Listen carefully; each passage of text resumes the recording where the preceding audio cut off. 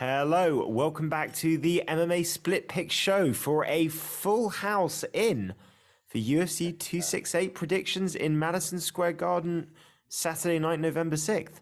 I'm Matt. I'm Josh. I'm Sylvester. And I'm Tom. We've got Tom in Barcelona again in the building. 4 of us for a massive pick show. You know it's a big card when we've got 4 people in. Tom's excited. He hasn't got his picks written down, but he knows what they are. Sly has his picks probably on his phone as usual. Josh had his picks written down, but then the order of all the fights changed. So that has definitely thrown things off. What can I say, guys? This is one of the biggest cards of the year and one of the most historic venues of the year. We got fans. We've got 2 titles on the line. We've got a fight that's going to be guaranteed blood, gore, and violence. And that's not even including Shane Burgos, who is featured on the card against Billy Quarantier. There's only one place where we can really start, guys, and I will put the microphone down so we can all chime in on this one. And this is our main event.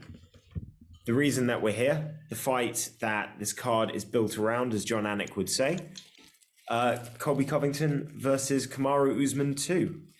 First fight was an absolute classic. Everyone thought it might be a wrestling fiasco, and not a single takedown was shot. I don't know if that's going to be the same in this fight, and I don't know if the result's going to be different, but it's hard not to argue that these are the 2 best welterweights in the division. No, I don't know. I think it's so uneven. Such an uneven fight. Try and talk into the mic. It's a very uneven fight. I don't know why it's the main card. I would have been more excited to see what's his name? Yeah, Chandler. But I'm actually more excited to see Chandler against Gaethje. Usman will win this too easily. I agree. It's just going to be the set. It's just going to be the same as the fucking first fight. There's no way Colby beats him. No way. Okay. Josh, you don't even think that Colby's going to show up for this fight, so... I'm still 50-50 on that. By the way, I apologize for getting reverb on the sound, if you guys can hear any coming through. No. We've been waiting to do this episode for so long that the batteries in my headphones have died this time. Oh, shit. Just all over the shop. There's nothing I can't fail at with this podcast. It's okay. Hopefully it's going to work, just doing it like this, and I'm not going to drive my girlfriend completely insane. It seems all right so far. Cool. I couldn't agree more with Tom. If Colby shows up, I'm still iffy on. I know what you mean, Matt. In some ways, if it's Pete Colby Covington, if he comes in and fights the same way he fought in the last fight, then you really could say this is the 2 best welterweights on the roster. As much as I hate Colby, and I really do fucking hate that twat. But Kamaru Usman has gotten so much better since that first fight. And I just don't see it being anywhere near as close this time round. I think his striking is so much heavier. Not necessarily better, but just kind of heavier without taking more risk. And I think a guy like Colby presents a lot of issues for Kamaru theoretically. But I think he's just going to land a few times early on. And it's really going to change up Colby's whole game plan. And I think this one might be a little more wrestle heavy. I think Colby's going to shoot. I don't think it's going to matter. And I think Kamaru's going to dominate and get the KO. I'm thinking maybe 3rd round. KO, like it. I don't know about the KO. But... Well, so there's 2 ways that you can look at this. Obviously, Kamaru Usman has been far more active since the last fight than Colby has. Since they fought, Kamaru Usman has beaten Masvidal twice, knocking him out once, and obviously beating Gilbert Burns. And in that same period of time, Colby Covington beat a over-the-hill Tyron Woodley. So we've certainly seen more of Usman's improvements. But, and then to interject, just to say the kind of pros for Kamaru first, he's very much the same fighter as Colby, but just a little bit bigger, a little bit more powerful, hits a little bit heavier, just a little, he's just a slightly larger human being. And so I can certainly see that there's no one thing that I think Colby can point at and go, this is where I've got the advantage. This is where I can beat you. But that first fight was so close. Colby has completely changed his camp since then. It's completely dedicated to him. He's obviously been working on improvement specifically to beat Usman. And by not fighting as much, there's also the possibility he hasn't revealed as much of his improvements as Usman had. We've seen what Usman's improvements are, and I'm sure there will be improvements since his last fight. But we haven't seen that with Colby. He's got more tricks that he can pull out that might be a bit more unexpected. I still think Usman's going to win this, but I think this is going to be a really good fight. And whether or not you like Colby, I think he's going to establish that he is one of those 2-3 best fighters in the division. And even if he loses this fight, I think that I would still favor him in a lot of matchups against a lot of the rest of the top 10. For sure, yeah. So it's that tricky thing. I think I've got a lot of respect for Usman for taking this, because there's a lot of reasons he could say, I'm just not doing that fight. And he's taking these rematches. Who else is he going to fight? Maybe so, but you could say, I beat that guy, bring me Luke, bring me whatever. And he's taking these fights on. I think he kind of knows that he gets to be the good guy a little bit when he's fighting Colby. Like with most of these other fights, it's a lot of people sort of cheering for the other guy. And when he's fighting Colby Covington, he actually gets to be the sort of fan favourite that everyone's supporting. So there's got to be an enjoyment there. But even when they're in America, surely there's more Colby fans. I don't know. He's got very specific fans. No. My general opinion is that message boards maybe not, but in an actual sporting arena where Colby isn't fighting a foreign fighter, yeah, they're going to be cheering for Usman for sure. Why do you specifically hate Colby Covington, Josh? Is it Trump? Everything he says, just how much of a whiny little bitch he is, just how completely fucking fake he is. I mean, I want to like this guy, you know, the smaller guy beating people just with like absolutely like dominating pressure, beautifully mixing in striking and wrestling, just doing so many things well. Really, you know, there are guys that play like the perfect like modern MMA game by being very in and out, very dynamic, very athletic. And it's not that Covington isn't dynamic or athletic. Rather than being in and out, it's strike or level change.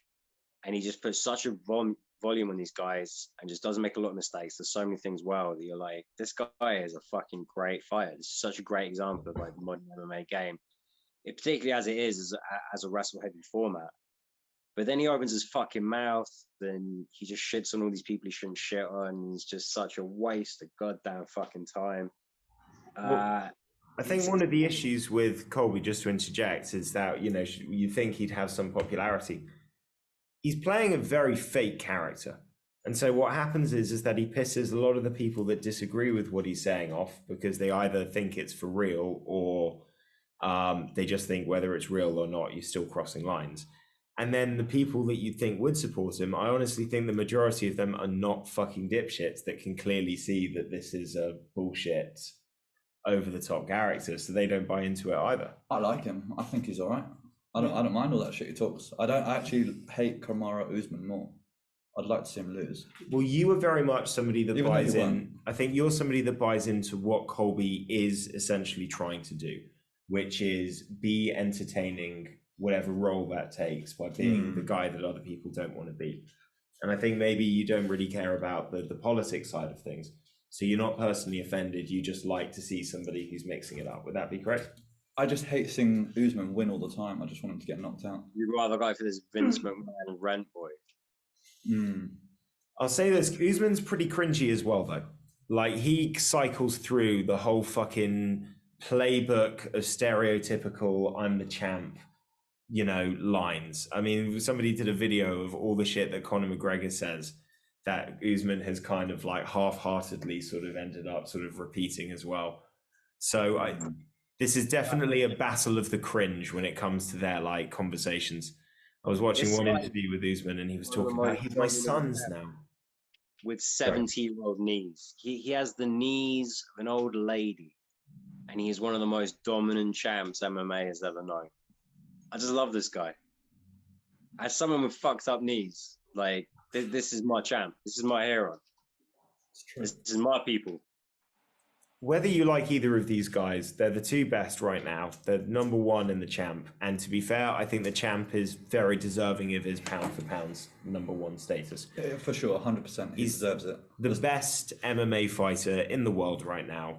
I think this is going to be a competitive fight, but I think ultimately it's going to be another late finish for Usman. I think Kobe's hard to finish, man. You're saying Usman by decision? I think Usman by decision, yeah. Yeah. You've already said Usman by knockout.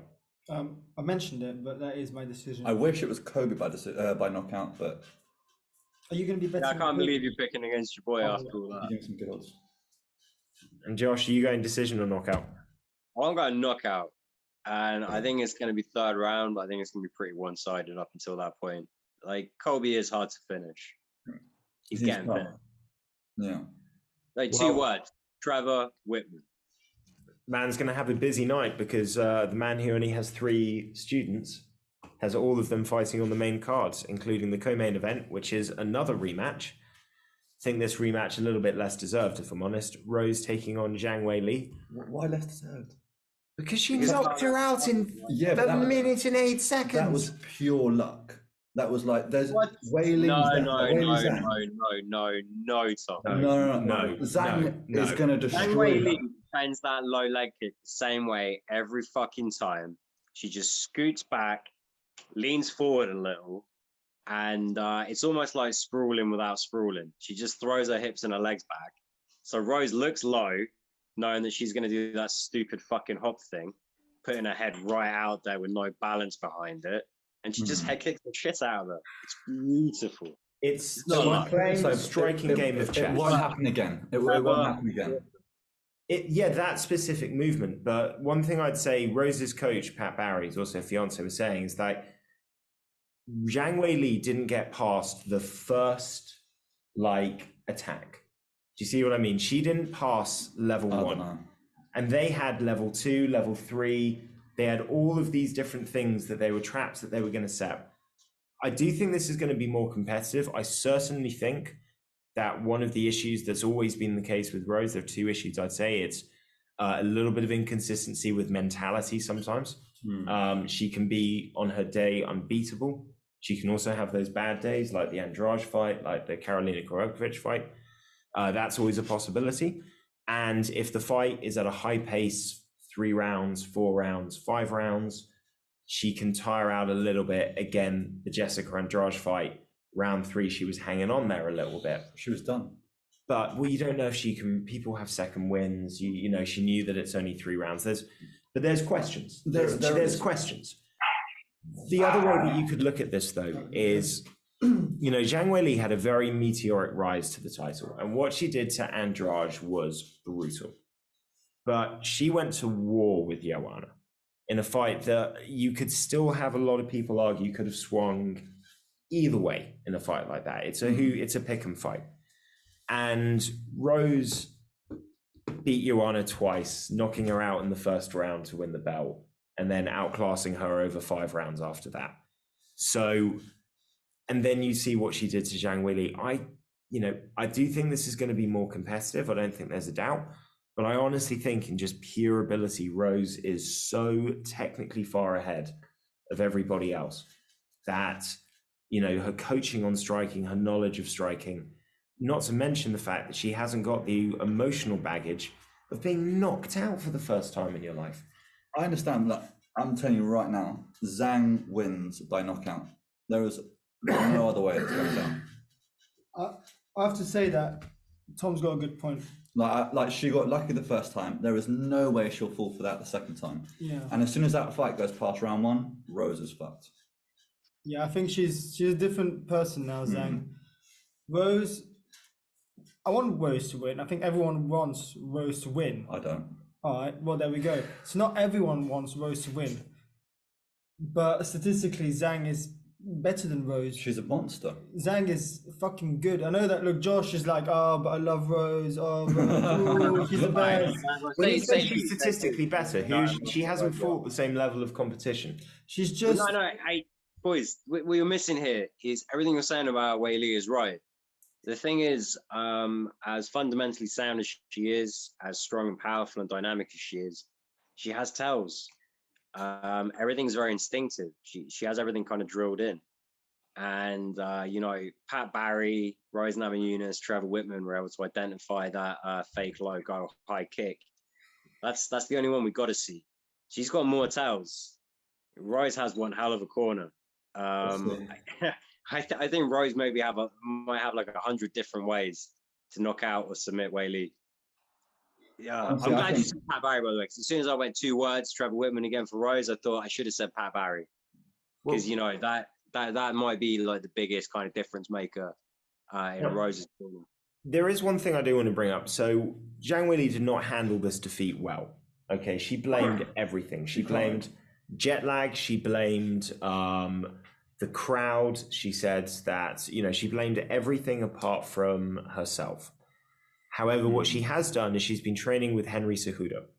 And if there's one guy that could improve your game enough to give you a shot after getting knocked out in the first round, it is Triple C, because that guy...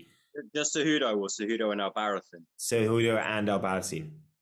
Because, that guy is a bit of a difference maker, So I wouldn't be surprised to see her use more wrestling. And I think that would be a potential difference maker. The problem is, Rose is nasty on the ground.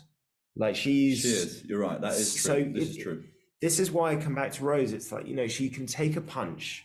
She's tough. She can't take a punch. I don't think she can. Andrade hits like a tank, dude. And she ate some clean shots from Andrade and kept going. And she had a broken orbital and a broken nose. And she still went through and survived that. I think what Tom means by she can't take a punch is that when the punches land, bones break on her face. Exactly. Whereas Zhang, when things land, either they knock her out or they just bruise her. Dude, look at her face after the Joanna fight. Like, they both take a punch well, but, put it this way. Rose has never been knocked out. Oh, no, she has once. But she's only ever been knocked out once. And it was from a freak, head smashing into the camera. She's never been knocked out from a pure strike. Zhang has never been taken down. Power striker versus technically superior counter striker. Counter striker gets like a +10 on that because of the power striker's torque anytime they're loading up on a shot. If you are a very accurate, fast, technically sound counter striker like Rose Namajunas, and you're going up against a forward-moving, aggressive power striker, even if it is a fast volume style power striker, like that's exactly what you want. Especially if they have tells like Weili has, that this team has already been able to break down and identify at least once. She's gonna fucking load up on something stupid, and Rose is gonna spark her fuck out. Not to mention, if she honestly thought that the crowd, maybe I can see that happening. Yeah, but I don't think she knocks her out again. I think Zhang all day long. You're saying Zhang by knockout? Sly? Let me think. Let you go first. Josh makes a lot of sense. I know what you're saying, Sly. Josh, shoot. Do that. What? I make a lot of sense, yeah. Are you saying Rose? Yes, I'm saying Rose. I'm saying Rose by KO. KO.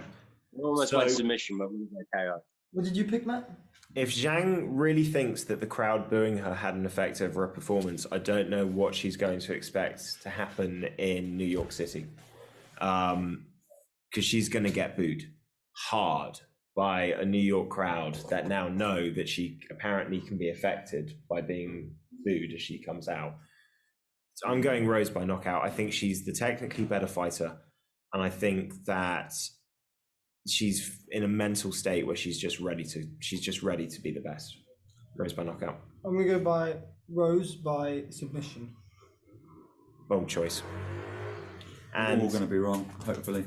Well, we're going to find out on Saturday night, boys. No, yeah, we'll find out. Let's see. You guys might be right, but yeah, we'll see. And that takes us to Frankie Edgar versus Marlon Vera. We talk on this show about passing of the torch fights that they book when they want to give one guy shine by having him beat an over-the-hill fighter hanging on. Wait. Remove the over-the-hill bit. I'll add a word. Believed to be over the hill fighter. Okay. This is what is happening right now. They've seen what happened with Frankie Edgar and Sandhagen. They like Vera. The test didn't work out with Aldo because Aldo still showed that he's got it. But they're testing him with Frankie now. And if Frankie loses this, it's, any hopes of being a title challenger again, more gone than they ever are. And I don't like this fight for Frankie. Marlon Vera is a beast. And he's got elbows and knees and tenacity. And Frankie's not enough of a finisher to keep this guy away from him for long enough. He doesn't hit hard enough. His movement's really good, but I think that his legs are going to get chopped up by leg kicks. And I think Vera's strong enough to, one, not get taken down, and two, threaten with submissions if he does. I think this is going to be a Vera decision where Frankie does not look good afterwards. I agree. Man, you give Frankie a lot of credit, to be honest, because the thing is, this is a guy that was known for taking shots across a large body of work where he took a lot of heavy shots. And recently, he's been looking awful chinny. So, man, I love Frankie Edgar. I hate picking against the answer. I don't even know what the question is. It's just painful. I got to take Cheeto by KO, though. I don't like doing it. I agree, and I'm the same. Sly? Cheeto by submission. Strong pick. Takes us down to a fight that, if it wasn't for the fact that two other crazy human beings are fighting on this card, this might be the bloodiest war of the card. Which one's this one? Shane Burgos against Billy Q Quarantier. Two guys, one guy that just does not know what tired is and does not know what the word too much means. It's just constant volume and pressure. Against another guy who likes being in your face with volume and pressure, but throwing fucking bombs at you. Yeah. He's had a rough couple of fights, Shane Burgos. He had the Emmett War, and then he had the weird knockout against Barbosa that was a little bit freaky, where that was fucked, he got hit with that shot, and then it was kind of like a fucking movie where it takes a few seconds. On time delay himself. Messy. I just think that, I like Billy Q, but I think Burgos is so big, he's so strong. He can take I know whatever you say about that weird shot, he ate a lot of damage before that shot ended up putting him down. Yeah. I don't see Quarantier having the size or the strength to kind of match him blow for blow. Yeah, man. I keep picking it.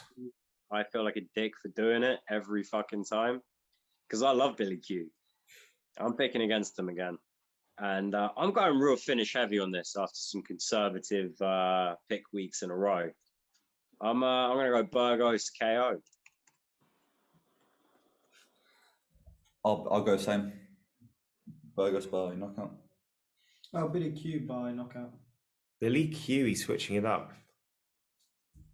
I'm going to go Burgos by knockout as well. So we got 3 Burgos and a Billy Q. It's definitely a strong contender for fight of the night, this one, on paper. It would be if it wasn't for the fact that the opening fight of this card is Justin motherfucking Gaethje against Michael motherfucking Chandler. Best fight of the whole night. This fight's going to be... It's either going to be crazy or it's going to be over in 26 seconds. I don't see a lot of in between. Both guys are madmen in their own way. They only know one speed. They only know one direction. And everything is thrown with fight-ending intentions. On a technical stand, Gaethje throws nasty leg kicks. Michael Chandler is there for those leg kicks. Gaethje's not easy to take down, but Gaethje gets hit. You get hit by Michael Chandler, it is look what happened to Oliveira as soon as he took one punch from Michael Chandler. He was like, takedown time. I'm not messing with this shit. Yeah, I might got some hands. Man, I actually don't. This fight, it makes sense to be able to predict this as being like a first round, like KO going either way. I really think that this fight is going to be a real battle of nullification. I think Chandler is gonna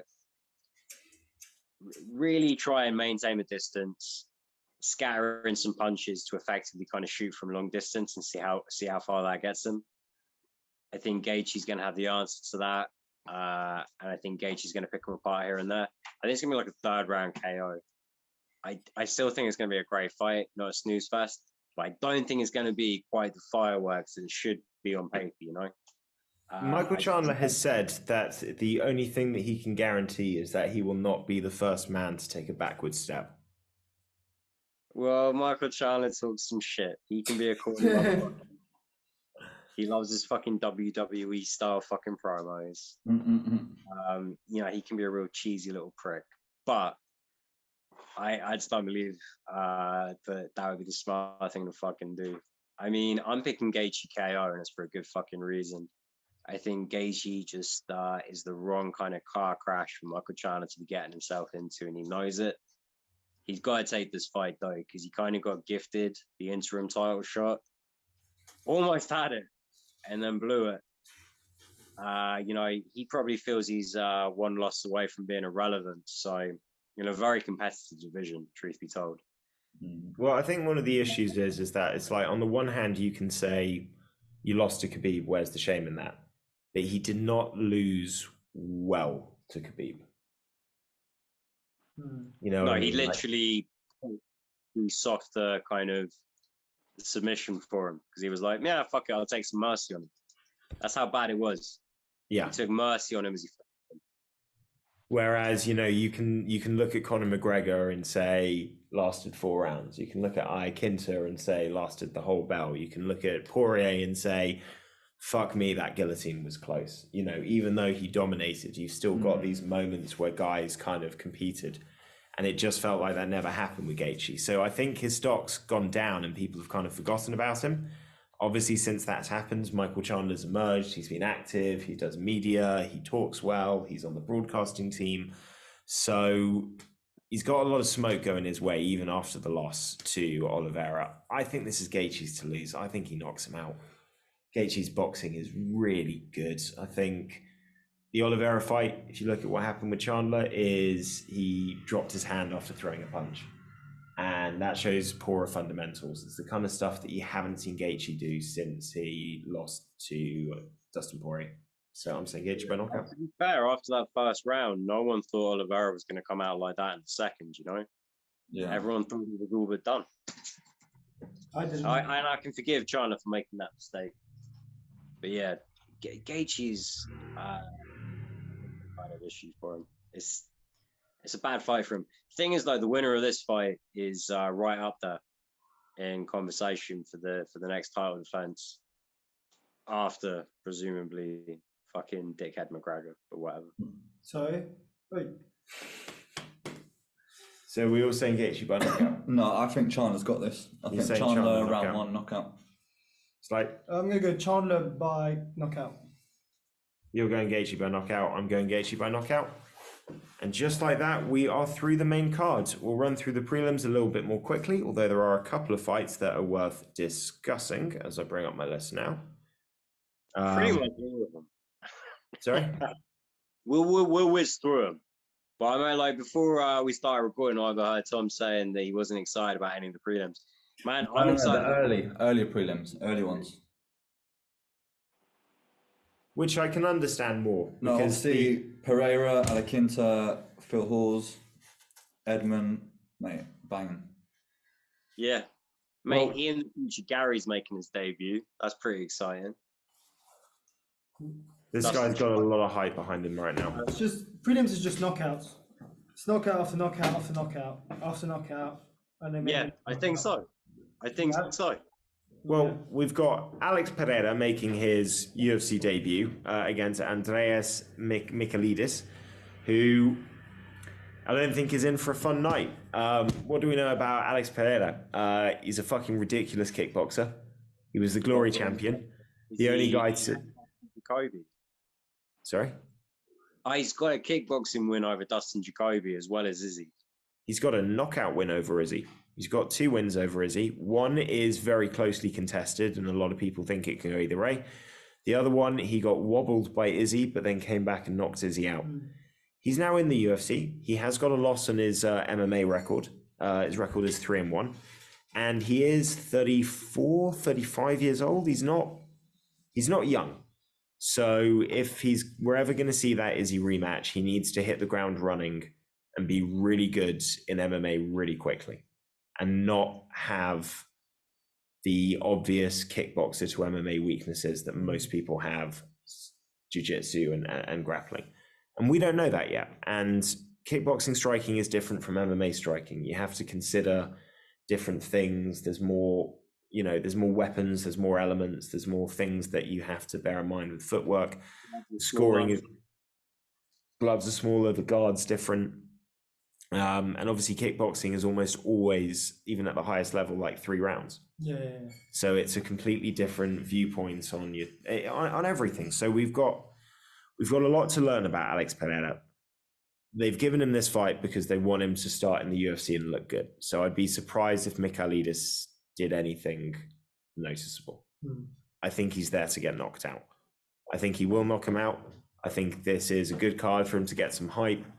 And we'll see. I don't know if he's going to be at that ability to get into the top 5 and get a title shot. But, I mean, this is an outstanding kickboxer. He's going to have some polished striking and power. I'm saying Pereira knockout. I agree. Pereira's got this, I think. Sly? Yeah, I just want to see him fight Izzy, so I have to go for that Pereira knockout. Josh? Like, Michailidis is interesting, you know. He was definitely mismatched against Modestas Bukauskas, but didn't look too bad against KB Buller, although that dude does look to be in the middle of a career implosion. I think Bahia is going to be all kind of jacked up, knowing that Dustin Jacoby's fighting before him. That's the dude he knocked out. So he just beat him, actually. But yeah, I'm going to go Bahia by KO. Nice, I think we're all agreed there. Now to my favourite fight on the prelims. Reginal against Bobby the King Green. Reginal hasn't fought in close to 2 years. Last fight was a loss to Dan Hooker in Australia. And before that, he'd lost to Cowboy Cerrone. A lot of people kind of thought he might have retired, called it quits, just focusing on the real estate, seems to be more just kind of helping a lot of other guys with their camps. But he's here and he's fighting a guy that is no fucking joke, man. Bobby Green is the shit. His record doesn't reflect how good he is. Even in his last fight against Fiziev, that fight should have been called a draw, in my opinion. He really came good in the 3rd round. And he's a fighter at heart. I think this is Bobby Green's to lose. Not because I don't think that Reginal's a good fighter, but I just think that 2 years out, I don't see him. I see him having some rust, and I see him not quite being able to figure out Bobby's striking. As long as Bobby can keep it on the feet, he is a much better boxer than Reginal, and he's got height and reach, leg kicks. I think it's decision Bobby Green. I have to agree. Yeah, Bobby's to lose. Decision or knockout? I'm going to go with decision. I'm going to go for Bobby Green by KO. What's up? He is tough at that, though. He's not easy to knock out. That's the thing. Well, yeah, it's Bobby Green's decision because Ally Quinta's kind of high volume strike to takedown style is not suited for a guy as smart or as capable as Bobby Green. You know, Bobby Green's going to have an easy time just kind of picking him apart. Yeah. He's going to fuck him up for 3 rounds. Al's hard to put away. Yeah, Bobby Green decision. It comes down to motivation as well. I feel like Ally Quinta's doing this because his foot's out the door, but somebody said to him, sorry? This is his side hustle. Well, I think this is also like fights of the weekend. I'm going to do it because I'm about to be too old to do it, and I don't want to say what if. Whereas Bobby Green is like, I don't care about being champ. I'm going to fight as much as I can to earn as much money as possible to set myself up. Guy's hungry. Very hungry. Yeah. Okay, Edmund Shabazian is back after being on a bit of a rough skid, and he's taking on Nasruddin Imavov. Shabazian shot up the rankings too quickly. He's actually really good. He just had to fight monsters too quickly. I think he can turn it around here. I'm saying Shabazian by knockout. I would agree as well, yeah. Round 1 as well. So I've got to bring my steps because you just skipped a fight. I did. I did. My Okay, apologies. okay, My okay, apologies. We'll okay. jump back to it. We'll jump back to it. The Phil Hawes fight before that, yeah? My thing jumped ahead on the thing. Sorry. Yeah, Shabazz by KO. Yeah, Shabazz KO. It's blowing me away that you guys feel that way about Imavov. Contrary to what I was saying about Dagestanis the other day, actually, I think this is another Dagestani that can grapple quite efficiently. I'm going to go Nasruddin by decision. Wow. Josh breaking away from the pack. Okay, let's get back to the fight I missed. Phil Hawes against Chris Curtis. I don't think we're going to be too different on this one. Phil Hawes is a beast. Yeah, the odds say it all. Phil Hawes by knockout. Round 1. He's saying round 1. I don't know about round 1, but I think it's a knockout for Phil Hawes all day long. Yeah, this is the thing. The only kind of decision to make here is, does Phil Hawes, with his newfound kind of, less weight behind the punches, more output, stronger cardio, being able to go 3 rounds, does he just take the decision, or does he get a good opportunity, smell the finish, and go for it?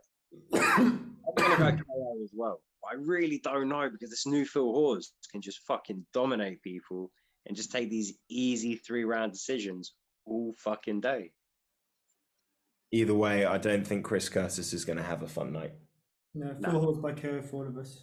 And then finally on the prelims, Ian Gary against Jordan Williams. Jordan Williams has not had fun moving around weight classes. We all thought maybe he was going to do a bit better at welterweight, and then he got knocked out quite quickly in his last fight. And he's now taking on Ian Gary. I do not know too much about this guy, but he is coming up with some serious hype. He's undefeated. He's been getting a lot of media this week. I know about Ian Gary. Talk to us about Ian Gary.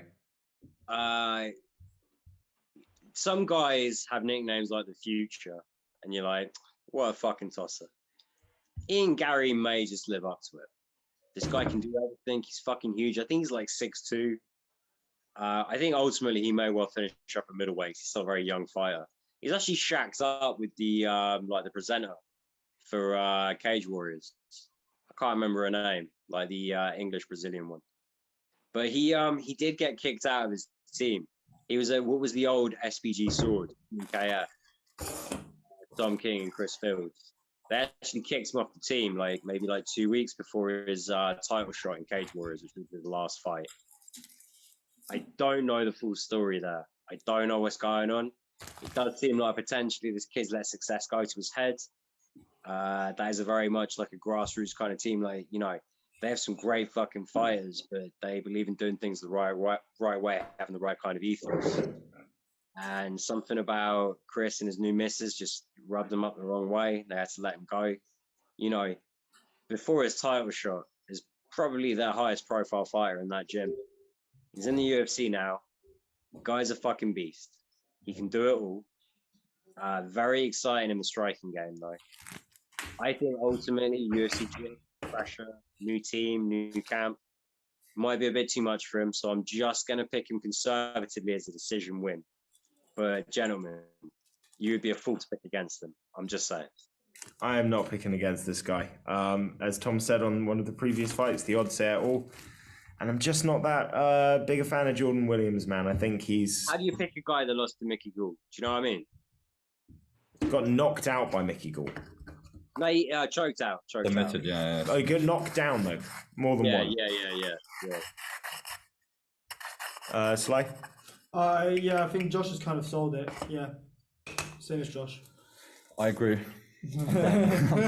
Whatever Josh says. Whatever Josh says. Gary by KO. Not a lot of difference on this one. Let's see if we change on the early prelims. We're going to shoot through these. Gian Nottam heavyweight Villante taking on Chris Barnett, who does not have the height of a heavyweight, but he certainly has the width of one. And that width, I think, is going to serve him well, smashing a undersized Villante and winning by knockout. He's also Spanish. Chris Barnett is Spanish. It's from the Canary Islands. Which are Spanish. Yeah, I know. I was just being specific.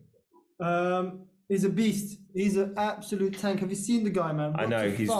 Yes. Yeah, who was his last fight? Didn't Chris go Barnett well. by KO. Done. Chris Barnett by KO. We went by the same logic when he fought Rothwell and he lost. I'm just pointing that out. But that's Rothwell. Yeah, this is John Vellante. Yeah.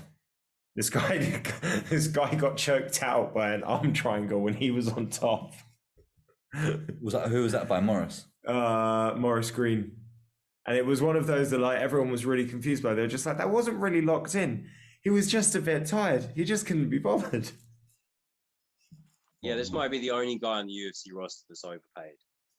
It says, Jean, if I don't cut, I don't get cut. Vellante.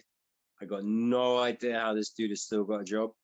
But he does. Bad as Barnett was against Rothwell, I got to pick Beast Boy, and I'm going to go by KO. Next up, we've got Dustin Jacoby taking on John Allen. Jacoby is coming off a couple of really good wins, or a couple of really good performances. He had the draw, I think, against what's his face. Oh God, who did he have the draw against? It was after the Maxim Gresham. Kutalaba. Yeah, the win against Gresham. He drew against Kutalaba. And then obviously he had the win against old Darren Stewart, and I think he's going to knock out John Allen here. I think he's moving up this division. Going to be ranked soon. Yeah, you're right. It was a split draw. That's what I was thinking.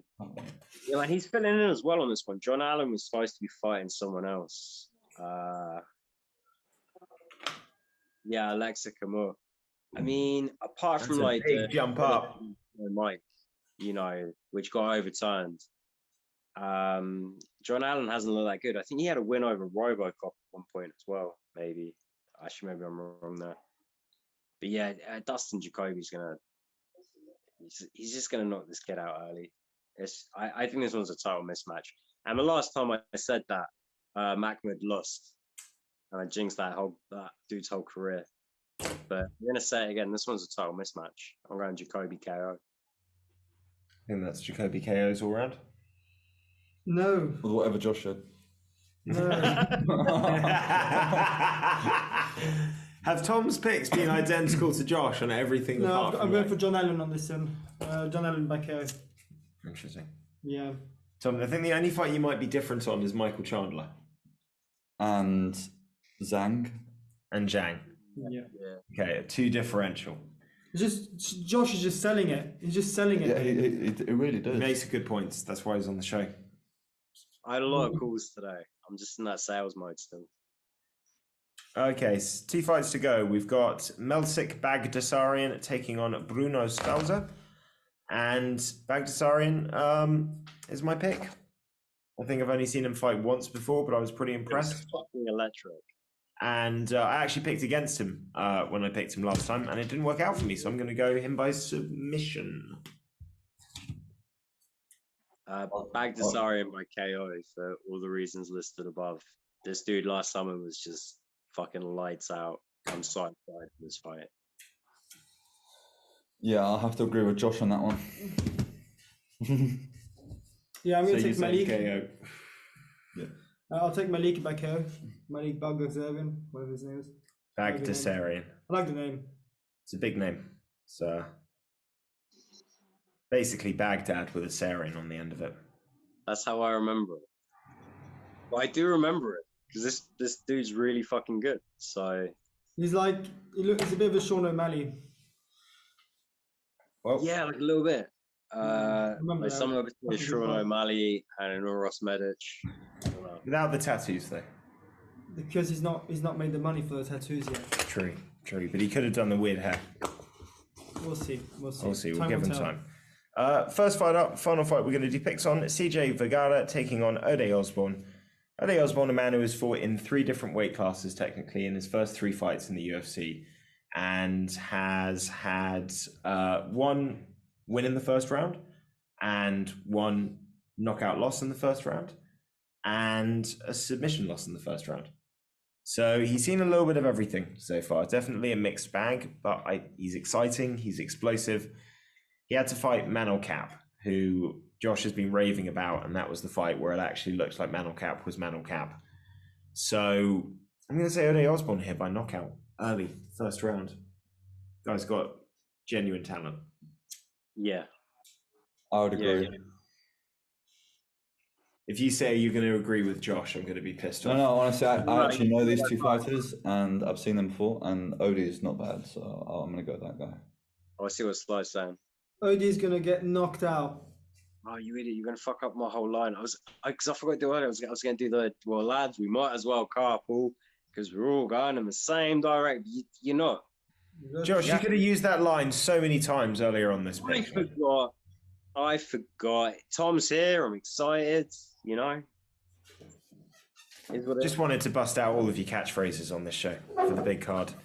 You know what, though? The thing is, the last time we thought like Sly was just deliberately trying to throw the picks by picking all the wrong people, he absolutely smashed us. So I know.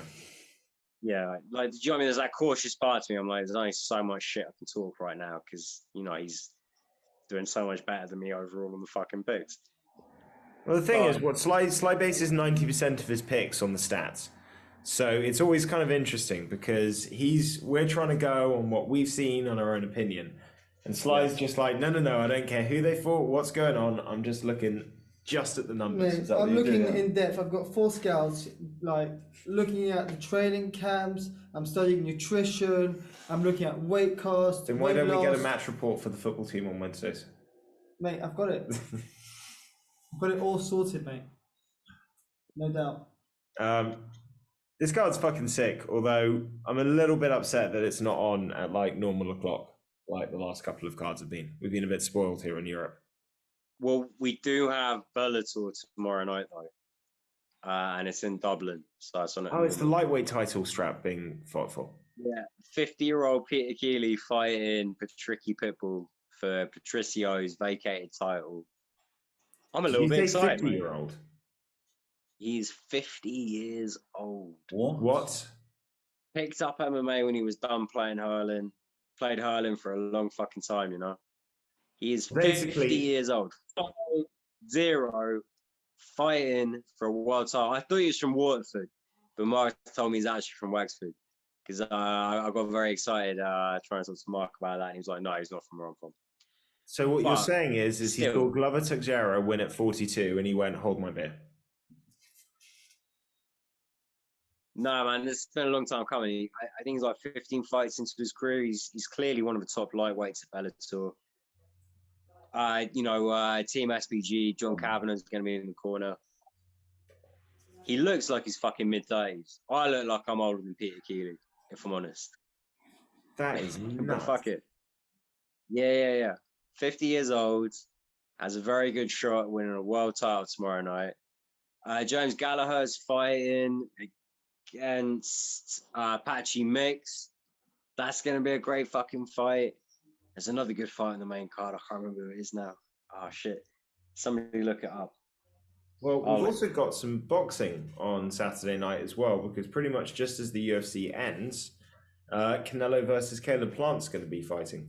Yeah. And although it's probably going to be a formality, it's still pretty cool because it's another undefeated English champ. And it's another, it's the last belt that Canelo needs to be the undisputed super middleweight. But I think once history would be made, it would be the 3rd division he'd unified the belts in. He'd still have to beat Jake Paul, though. Well, Jake Paul has got his fight with Tommy Fury coming up in December. Basically, Jake Paul by knockout. Tommy Fury's been bullied by his family into taking this fight. Have you seen what they've said? Yeah. Like, they basically said, like, yeah, we told him he had to take that fight. You're a fighting man. And if you lose, you've got to retire from boxing, and we're all going to call you Tummy Fumbles for the rest of your life. So I really hope he can handle pressure, old Tommy, because... Like, Jake Paul's coming out there with bombs. Yeah, I agree. Did you see the last Jake Paul fight? Nah, because I like combat sports. Who's your pick for Canelo versus Plant? Do you think he unifies the belts?